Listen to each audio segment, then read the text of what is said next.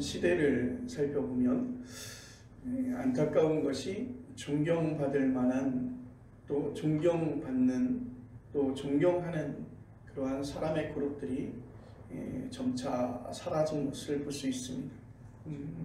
뭐 정치적인 이념이나 또한 학문적인 어떤 가치를 통해서 서로 생각을 달리할 때에 두드러지게 나타나는 현상이고, 또 이러한 것이 양극화로 벌어지면서 첨예하게 나와 생각이 같지 않으면 적이 되어지고 비난의 대상이 되어지는 그런 시대가 도래한 것을 볼 수 있습니다. 참된 리더, 존경받을 수 있는 그런 지도자, 그리고 누구나가 사랑받고 있다고 하는, 또 지지받고 있다고 하는, 격려받고 있다라고 하는 그런 생각을 가지고 있는 그런 정말 대상인 그런 지도자가 우리 안에 많이 사라져버린 그런 시대를 살아가는 것 같습니다. 제 어린 시절에 정치적으로는 우리가 지겹다고 할 정도의 섬김 시대가 있었지만, 그 시대는 그 나름대로의 지켜졌던 룰들이 있었고, 또 존경을 받는 그런 대상들이 되어졌던 것을 볼 수가 있습니다. 요즘의 세상을 살면서 그러한 나타난 사회적 현상을 바라보면 굉장히 폭력적이다, 이런 생각을 좀 갖게 됩니다. 오늘 성경 속에서 기록되어져 있는 정말 존경받을 만한 사람, 정치적인 지도자이며 종교 지도자인 한 사람을 소개하기를 원합니다. 그 사람은 오늘 성경에서 기록되어져 있는 사무엘이라고 하는 사람입니다. 종교와 정치 두 권력을 손에 잡았던 그런 인물들은 흔하지 않습니다. 종교적인 힘, 또 사회적인 어떤 권력, 국가의 권력들을 함께 가지고 있었던 것을 볼 때에 그는 막강한 힘을 가지고 있었던 그런 존재이며 존경받는 지도자였습니다. 고대 이스라엘이 부족사회인 사사시대에서 왕정시대로 넘어가는 그런 길목에서 중요한 역할을 감당한 그는 초대왕 사울을 선정해서 세운 선지자로도 우리가 익히 알고 있습니다.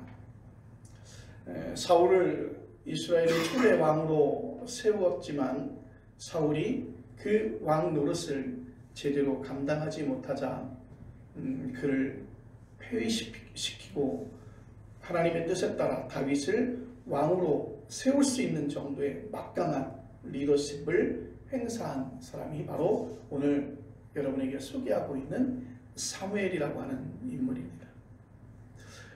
사무엘의 출생과 어린 시절 이야기는 매우 독특합니다. 그래서 사랑하는 자녀를 두었을 때 그 자녀를 두고 그 자녀가 앞으로 어떻게 성장하며 하나님 앞에 어떻게 설 것인가를 갖다 고민할 때 많이 읽는, 또 많이 살펴보는 성경 말씀이죠. 그의 어머니 한나는 오랫동안 불임으로 아이를 갖지 못하다가 하나님께 아들을 주시면, 하나님께서 내게 아들을 주시면 그 아들을 하나님께 바치겠습니다, 서원 기도를 하였습니다. 그래서 태어난 아이가 사무엘이에요. 그리고 그 사무엘이 젖을 뗄 나이가 되었을 때 실로에서 하나님께 약속했던 것처럼 제사장으로 있는 엘리의 손에 그 사무엘을 위탁합니다. 어린 시절부터 아마 그 불교의 동자승처럼 어린 시절부터 엘리 제사장을 보좌하는 그러한 역할을 하게 된 거죠. 물론 어렸을 때부터 엘리 제사장이 그 예배 의식에, 제사 의식에 그 보좌 역할을 했던 것이 아니라 아마도 엘리 제사장이 가장 그 필요한 부분들에 대한 잔심부름을 어린 시절부터 해왔다는 것이죠. 그리고 세월이 한참 흘러서 이제는 엘리 제사장이 제사장으로서 후계자를 결정할 시기가 왔습니다. 만약에 순리대로 엘리 제사장이 후계자로 결정할 수 있는 사람은 바로 엘리에게 두 아들이 있었어요. 홈니와 비느하스라고 하는 두 아들이 있었습니다. 그래서 홈니와 비느하스 가운데 후계자로 한 사람을 세우는 것이 지극히 일반적인 것이었습니다. 그런데 문제는 그 두 사람의 이름에서 비롯된 것처럼 백성들의 존경은커녕 비난받을 짓만 골라서 했다는 데 있다는 것이죠. 그 이야기를 사무엘상 2장 12절 이하와 22절 이하에 자세하게 기록되어지고 있습니다. 엘리 제사장이 후계자로 세워야 되는데 두 아들은 세울 수 없을 만큼의 그러한 악행을 저지르고 있었다는 것이죠. 그래서 엘리는 결단을 해야 됩니다. 문제가 많아도 자기 핏줄인 아들을 후계자로 삼을 것인지, 아니면 자기 핏줄은 아니나 자식이나 마찬가지로 내 옆에서 수종을 들었던 사무엘을 후계자로 삼을지 그는 고민해야 되는 것입니다. 아마도 엘리 제사장의 마음이 매우 복잡했을 것입니다. 바로 그런 상황에서 오늘 설교의 본문 이야기가 나옵니다. 엘리 제사장은 눈이 보이지 않을 정도로 늙었습니다. 이 이야기는 벌써 후계자를 결정하고 그리고 그 제사장직을 물려줬어야 될 그 시기가 아마도 좀 지난 것으로 보입니다. 그는 잠을 자려고 자기 침상에 누웠고 사무엘도 하나님의 궤 옆에 누웠다고 성경은 말하고 있습니다. 이 모습은 그날만 특별했던 것이 아니라 늘 한결같았던 것 같아요. 그래서 엘리 제사장은 잠을 자려고 누웠고 그리고 사무엘은 항상 그 하나님의 궤 옆에 잠을 청하고 있었던 것으로 보입니다. 사무엘상 3장 4절에 따르면 여호와께서 사무엘을 불렀다고 합니다. 그런데 사무엘은 엘리 제사장이 부른 줄로 알고 달려가서 엘리 제사장 앞에서 내가 여기 있습니다. 말씀하십시오. 당연하겠죠. 사무엘을 부르는 소리를 들었을 때 당연히 엘리 제사장이 나를 부르겠구나 라고 생각하고 엘리 제사장에게 달려가서 내가 여기 있습니다. 시키실 일을 말씀하십시오. 아마 평소에 엘리 제사장이 늙어 움직이기 힘드니까 밤중에 소변을 보거나 물을 마시고 싶을 때 사무엘을 깨웠겠죠. 엘리는 사무엘에게 부르지 않았으니 가서 자라고 일렀습니다. 그런데 그런 일이 3번이나 반복되어서 일어났습니다. 이때 엘리는 생각합니다. 여호와께서 사무엘을 부르셨다는 사실을 깨닫고 9절에 이렇게 말합니다. 가서 누웠다가 그가 너를 부르시거든 내가 말하기를 여호와여 말씀하옵소서 주의 종이 듣겠나이다. 그래서 사무엘은 엘리 제사장의 말씀에 따라서 다시 잠을 청하다가 똑같이 4번째로 사무엘아 부르는 소리를 듣게 됩니다. 그는 스승이자 영적인 멘토인 엘리 제사장이 가르쳐준 대로 그는 똑같이 말합니다. 말씀하옵소서 주의 종이 듣겠나이다. 당시 실로에 있는 여호와의 집에서 요즘으로 바꾸면 실로 교회당에서 도대체 무슨 일이 실제로 벌어진 것일까? 늙은 제사장 엘리와 젊은 사무엘은 어떻게 여호와께서 부르셨다는 사실을 알 수 있었을까요? 오늘 사무엘은 어떻게 여호와 하나님을 경험한 것일까요? 여러분이 경험한 하나님은 과연 어떤 분이셨습니까? 성경에는 실제로 여호와께서 음성으로 특정한 인물을 부르시는 것처럼 생각하고 있는 그러한 표현들이 여러 군데 나옵니다. 창세기 15장에 따르면 여호와의 말씀이 아브라함에게 이렇게 주어집니다. 아브라함아 두려워하지 말라. 나는 내 방패요 너의 지극히 큰 상급이니라. 이 구절 외에도 아브라함은 하나님의 음성을 여러 번 듣지요. 출애굽기 3장에는 하나님의 산 호렙에서 하나님이 모세야 모세야 그렇게 부르셨다는 표현이 기록되어지고 있습니다. 이때 모세도 오늘 사무엘과 같은 그런 심정으로 그렇게 말했습니다. 내가 여기 있나이다. 요즘 말로 표현하면 주여 제가 여기 있습니다 하며 마옵소서. 그렇게 대답하는 것이죠. 신약 성경에도 비슷한 이야기가 나옵니다. 그런데 여기에서 의문점이 있어요. 이런 신적인 부르심의 실체는 무엇일까?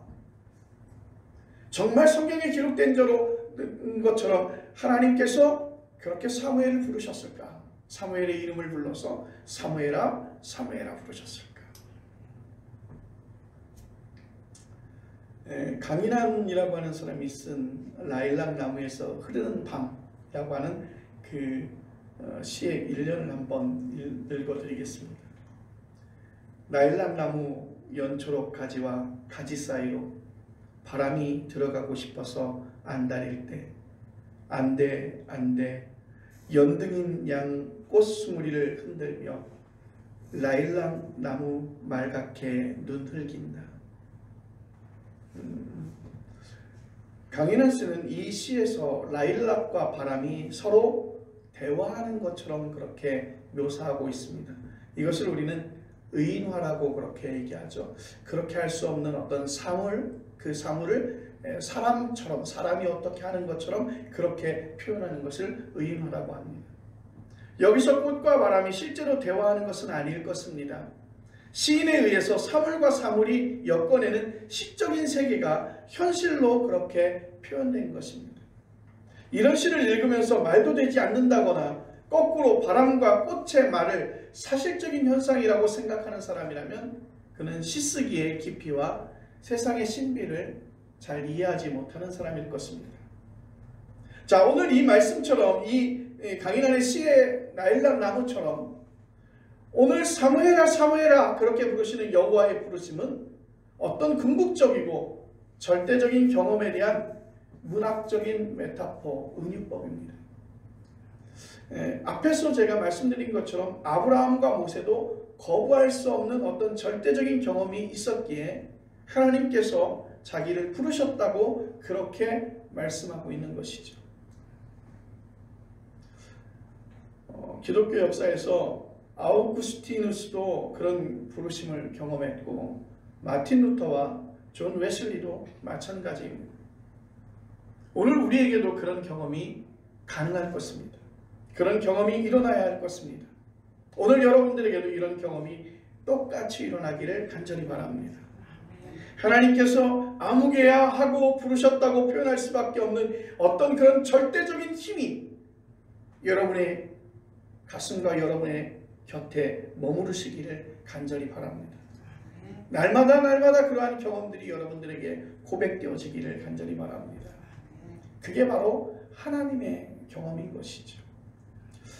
그런데 실제로 우리의 신앙생활에서 그런 경험이 자주 일어나야 되는데 사실은 그런 경험이 자주 일어나지 않습니다. 왜 그럴까요? 왜 아브라함과 모세나 그리고 오늘 본문에 기록된 사무엘에게는 그런 경험들이 일어났는데 왜 우리는 그런 경험이 일어나지 않는 것일까요? 하나님께서 오늘도 나에게 말씀하셨어. 하나님께서 오늘도 나의 이름을 부르시고 나에게 말씀하셨어. 그렇게 부르셨다라고 하는 그러한 정도의 강력한 경험들을 우리는 하지 못할까? 하나님의 생명이 충만함으로, 하나님의 말씀이 충만함으로, 하나님의 은혜가 충만함으로 우리 안에 그런 경험이 계속되어서 고백되어져야 되는데 그런 성령 충만함이 왜 없을까? 제가 강릉에 처음에 와서 시동에서 정동진 가는 방향으로 이렇게 올라갈 때 아닌 언덕을 이렇게 딱 넘어가면서 동해안의 그 바다가 확 펼쳐진 것이 한눈에 들어와요. 그때 그 감동과 경험은 물론 지금은 그렇지 않는데 그때 그 감동과 경험은 이루 말할 수 없었어. 내륙지방에서 살다가 탁 트인 바다를 한 번도 잘 경험하지 못했는데 차를 타고 이렇게 가다가 그 아닌 그 언덕 두덩을 이렇게 넘어섰을 때 내 눈앞에 펼쳐지는 정말 넓은 그 바다가 그 신비로움 그때 그 경험처럼, 바다를 처음 본 그 경험처럼 하나님의 그 놀랍고 강력한 그 경험들이 왜 일어나지 않을까? 성경에서는 그렇게 말합니다. 마태복음 11장 15절, 예수님께서 사람들에게 이렇게 말합니다. 귀 있는 자는 들을지어다. 아멘. 그래서 우리는 그것을 들을 귀라고 그렇게 이야기를 하고 있습니다. 귀가 다 있죠. 귀가 다 양쪽에 있어요. 그런데 어떤 사람은 어떤 그 소리를 듣는가 반면에 어떤 사람은 그 소리를 듣지 못해요. 여러분, 같이 이야기를 해도요, 어떤 사람은요 똑같은 이야기를 했음에도 불구하고 본인이 귀 집중해서 듣는 그러한 소리만 집중해서 듣게 되죠. 요한계시록 2장 7절에도 귀 있는 자는 성령이 교회들에게 하시는 말씀을 들을지어다 하는 말씀이 나옵니다. 똑같은 말을 듣거나 글을 읽어도 그게 무슨 뜻인지 알아듣는 사람들이 있고 알아듣지 못하는 사람이 있습니다. 들을 귀는 단순히 머리가 좋다거나 지식이 많다거나 인격이 훌륭해서 또 착하다고 해서 들리는 것은 아닙니다. 여러분, 성경에서 보면 예수님 당시에 만약에 그런 기준으로 봤다면 바리새인과 서기관들은 예수님으로부터 엄청난 축복을 받았고 격려를 받았고 칭찬을 받을 만한 사람들이었죠. 바리새인과 서기관은요, 성경에 기록되어져 있는 것처럼 여러분 굉장히 뛰어난 사람들이었어요. 일반적이지 않았습니다. 그런데 왜 그들은요 그렇게 많은 공부를 하고 그 지도자의 위치에 있었으면서 왜 예수님의 그 말씀을 듣지 못했을까? 그들의 관심은 오로지 하나였습니다. 율법 준수와 성전을 지키는 일에 있었다는 것이죠. 실제로 율법 준수하는 일이, 성전을 지키는 일이 하나님의 말씀에 대한 것보다 훨씬 더 위에 있었다는 거예요. 하나님께서 내게 어떤 말씀을 주시는지, 하나님께서 내게 어떻게 말씀하시는지, 내 이름을 어떻게 하나님께서 부르시고 하나님께서 내게 무엇을 요구하고 계시는지 들을 수가 없는 거예요. 왜? 그들은 율법을 지키는 일에, 성전을 지키는 일에 더 큰 관심이 있었다는 것이죠. 여러분, 예수님을 따라다녔던 예수님의 제자들도 마찬가지입니다. 예수께서 당신을 하늘에서 내려온 생명의 떡이라고 말씀하셨을 때 제자들의 반응은 요한복음 6장 60절에 이렇게 기록하고 있습니다. 제자 중 여럿이 듣고 말하되 이 말씀은 어렵도다. 누가 들을 수 있느냐. 예수님이 바라보는 것과 예수님이 생각하는 것과 예수님이 행하는 것과 제자들이 일치하지 않으면 아무리 함께 있어도 그 말을 이해하지 못하고 그 말을 들을 귀가 없는 것입니다. 들을 귀를 운운하는 이런 설명을 어떤 분들은 어딘가 불편하고 어색하게 받아들일 수도 있습니다. 상식적으로 말이 되게 설명하기만 하면 자기는 얼마든지 알아들을 수 있다고 여기는 것입니다. 근데 여러분, 일상생활에서 보십시오. 여러분, 듣고 싶은 것만 듣지 않습니까? 아무리 말이 되는 말을 들어도 들리지 않는 일이 우리 일상에서 매우 종종 일어나고 있습니다.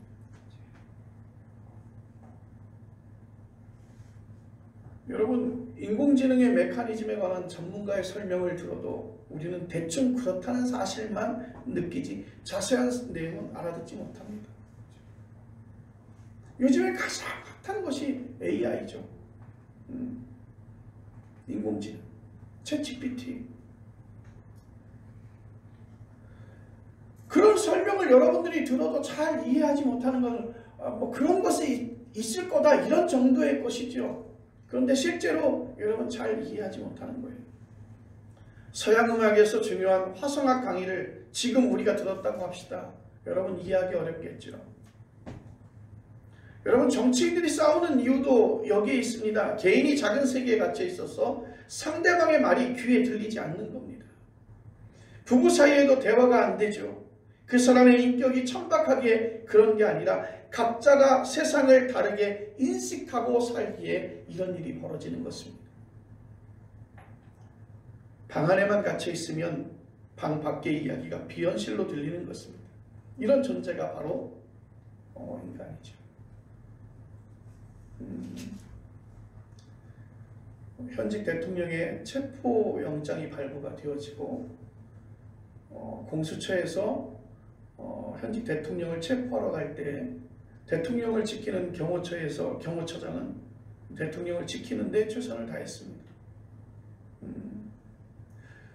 몇 년 전 강릉 경찰서장으로 있었던 분이 글을 하나 올렸어요.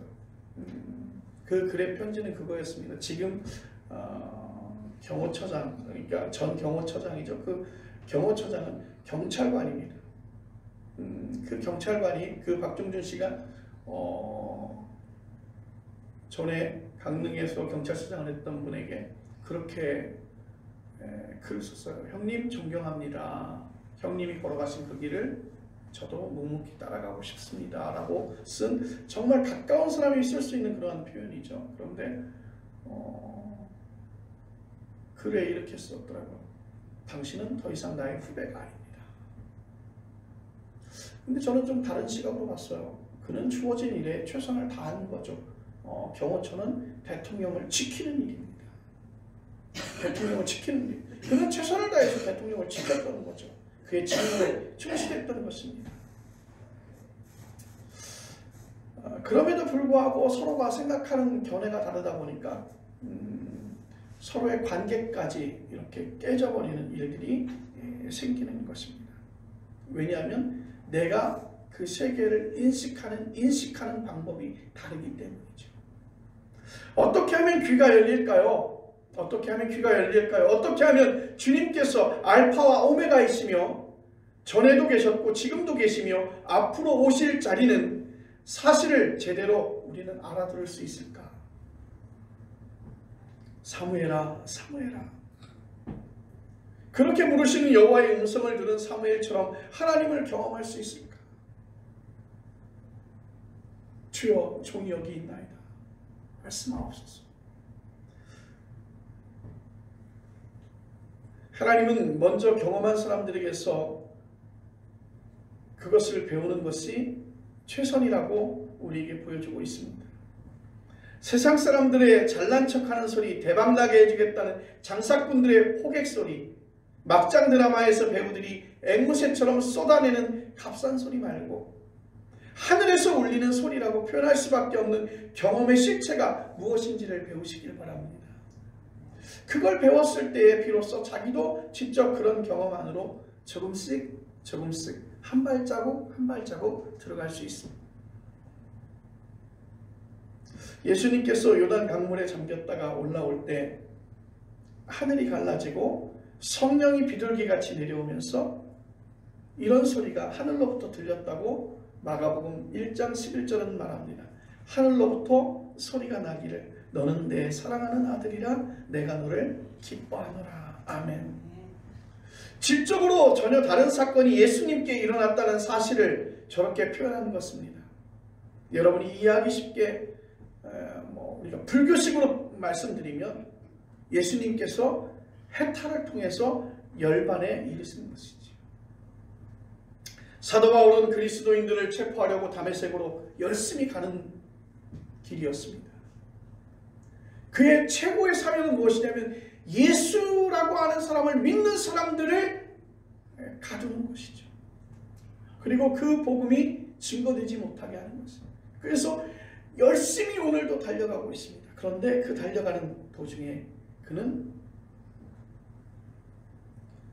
다메섹에서 부활하신 예수님을 만나게 됩니다. 놀라서 땅에 엎드리자 사울아, 사울아 하는 소리가 들렸습니다. 여러분, 이후로 바울은 자기가 박해하던 예수의 복음을 유럽 전역에 전파하는 사람으로 변화하게 되었습니다. 여러분, 이것은요, 예수님을 만나고 나서 그 사울이라고 하는 사람이 아주 존재 자체가 변한 것입니다. 바울의 표현을 그대로 빌리면요, 그렇게 말합니다. 나는 새로운 피조물이라. 나는 새로운 피조물이라. 전의 사울과는 전혀 다른 사람이라는 것이죠. 존재가 변한 것입니다. 세상과 자기의 삶을 완전히 새로운 방향에서 보게 된 것입니다. 이런 경험이 곧 하나님의 경험인 것입니다. 그런 경험이 바로 구원이죠. 이런 새로운 피조물로 변화를 받았습니까? 루돌프 오토가 다스 하일리게라고 하는 책에서 가장 궁극적인 종교 경험을 누미노제라 이름을 붙인 뒤로 이 용어는 신학과 종교학과 철학에서 두루 쓰입니다. 누미노제는 무엇이냐면 거룩한 두려움입니다. 신라의 에르마어 용어로 바꾸면 절대의존 감정이라고, 바르트의 용어로 바꾸면 절대타자의 경험인 것입니다. 이를 일상적인 말로 바꾸면 세상을 낯설게 경험하는 것입니다. 일상을 놀라워하는 것입니다. 겉으로는 어제와 똑같은 오늘이지만 내용상으로는 완전히 달라진 것이에요. 너무 낯설고 너무 놀라워서 하늘이 갈라지고 하늘에서 내 이름을 부르는 소리가 울린다고 말할 수밖에 없는 것입니다. 현대인에게 그런 경험이 없으니까 일상이 단조롭죠. 그런 단조로움을 견디지 못하기에 여러분, 새로운 것, 좀 더 자극적인 것, 그런 것에 우리는 집중합니다. 더 심각하게는 알코올과 마약과 도박에 의존합니다. 정치도 중독으로 나타날 수 있고 소비도 중독으로 나타날 수 있습니다. 여러분, 우리 안에 묻힌 그 부활을 발견하지 못하니까. 여러분, 우리 안에 숨겨진 그 부활을 발견하지 못하니까 쓸데없는 일에 우리는 한눈을 팔게 되는 것입니다. 울프 다니엘소는 세계 그 자체라는 책에서 물리학이 제시하는 모형과 세계 그 자체가 다르다는 점을 강조합니다. 인간이 물리의 세계 안으로 아무리 깊이 들어가도 결국에는 실체에 도달할 수 없는 그 대상이 바로 세계 그 자체라고 그는 말하고 있습니다. 이 책에서 한 대목을 한번 여러분에게 알려드립니다. 중요한 요점은 모형과 실제 사이에 차이가 있다는 것이다. 우리는 세계 한가운데 있으며 결코 벗어날 수 없다. 생물학적으로 제한된 능력을 가지고서 최대한 많이 배우고 이해하고자 노력할 수 있을 따름이다. 나는 물리학자인지는 몰라도 우주를 온전히 이해하는 데 필요한 물리학을 우리가 알고 있다고 생각하지 않는다. 앞으로 그럴 것 같아 보이지도 않는다. 세계 그 자체, 하나님이라고 하는 용어로 바꾸면 신학이 말하는 내용과 거의 일치하고 있습니다. 성경에는 하나님께서 또는 천사가 갑자기 나타나서 어떤 사람을 부르시는 것처럼 생각할 만한 그런 이야기가 나옵니다. 그러나 성경 이야기를 그런 수준에만 읽으면 오해하는 것입니다. 성경은 하나님의 경험에 이르는 과정을 자세하게 설명하지 않습니다. 시처럼 절대적인 경험의 한순간을 메타포와 은유, 상징 형식으로 그렇게 우리에게 알려주고 있습니다. 모세가 하나님의 산 호렙에서 하나님의 부르심을 경험하기 전에 미디아 광야에서 40년간 부도 정진했다는 사실을 여러분 기억하십니까? 엘리야와 엘리사, 이사야 등등 모든 선지자도 마찬가지입니다. 사도 바울 역시 마찬가지였습니다. 세상에서 밥벌이 해야 하고 가정생활 꾸리면서 세상살이에 쫓기는 일반 그리스도인들은 하나님 경험에 전적으로 집중하기 참으로 어렵습니다. 어떻게 하면 좋을까요? 뾰족한 대답이 따로 있는 것은 아닙니다. 최소한 교회 전통 안에서 성실하게 신앙생활을 따라가는 삶이 여러분 최선일지 모릅니다. 여러분, 그 과정을 통해서 자기도 모르는 사이에 2000년 전 기독교의 영성이 가리키는 그 하나님의 경험의 세계 안으로 여러분 한 걸음 한 걸음 들어가지 않겠습니까? 소리의 세계에 귀명창이라는 말이 있습니다. 자기가 실제로 명창처럼 소리를 하지는 못하나 귀로는 그 소리를 구분할 줄 아는 사람입니다. 우리가 기독교 영성에서 명창이 될 수는 없을지 몰라도 귀명창은 될 수 있습니다. 2025년 한 해 우리 모두 오늘 사무엘이라고 하는 선지자에게 들려졌던 그 하나님의 경험, 사무엘아 사무엘아 하는 하늘의 소리를 들었던 그 사무엘감처럼 하나님의 경험이 한층 좀 더 깊어지고 또 부르는 그 목소리가 한층 더 명료해지는, 그리고 우리의 삶에서 하나님의 경험이 좀 더 풍성해지기를 간절히 부탁합니다. 기도하겠습니다.